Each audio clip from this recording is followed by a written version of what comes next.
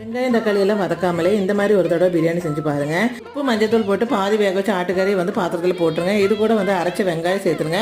இப்போ பச்சை மிளகாய், சின்ன வெங்காயம், பட்டை கிராம்பு மசாலா எல்லாமே சேர்த்து அரைச்சதை போட்டுருங்க. இது கூட கட் பண்ணி வச்சிருக்கிற தக்காளி சேர்த்துக்கலாம். அதுக்கப்புறம் இஞ்சி பூண்டு பேஸ்ட் சேர்த்துருங்க. இப்போ நல்லா ஒரு 2 நிமிஷம் கலரிடுங்க. கலர்னதுக்கப்புறம் இதில் தேவையான உப்பு சேர்த்துலாம். இப்போ மல்லித்தூள், மிளகாய்த்தூள், கரம் மசாலா தூள் சேர்த்துருங்க. திரும்ப கொதிக்க ஆரம்பிச்சதுமே மல்லியில புதினால சேர்த்துருங்க. இது கூட ஒரு பிரியாணியில் 1 பீஸ் பட்டை, 2 கிராம்பு சேர்த்துருங்க. இப்போ மூடி வச்சு நல்லா எண்ணெய் பிரிவுலக்கு வெந்ததுமே தண்ணி ஊற்றிடலாம். இப்போ லெமன் ஜூஸ் சேர்த்துருக்கிறேன். அது போக நம்ம இப்போ தான் நெய்யே ஊற்றுறோம். இதுக்கு முன்னாடி எந்த ஆயிலுமே இதில் யூஸ் பண்ணவே இல்லை. இப்போ இதில் ஜீரக சம்பா அரிசி சேர்க்குறோம். நல்லா கொதி வந்ததுக்கப்புறம் சேர்த்துங்க அரிசியை. நல்லா கலரி விட்டுட்டு தண்ணி நல்லா வத்துனதுமே தம் போட்டு எடுத்து பாருங்க. அருமையான பிரியாணி ரெடி ஆயிடுச்சு. இது எப்போ நம்ம வைக்கிற பிரியாணி விட குழஞ்ச மாதிரி தான் இருக்கும் பார்க்கறதுக்கு. ஆனால் உதிரியாக தான் இருக்கும். இது எல்லாமே அரைச்சி சேர்த்ததுனால இதோட டேஸ்ட் செமையாக இருக்கும். இதை கண்டிப்பாக நீங்கள் ஒரு தடவை ட்ரை பண்ணுங்கள். வீடியோ பிடிச்சி மறக்காமல் சப்ஸ்கிரைப் பண்ணுங்கள். தேங்க்யூ.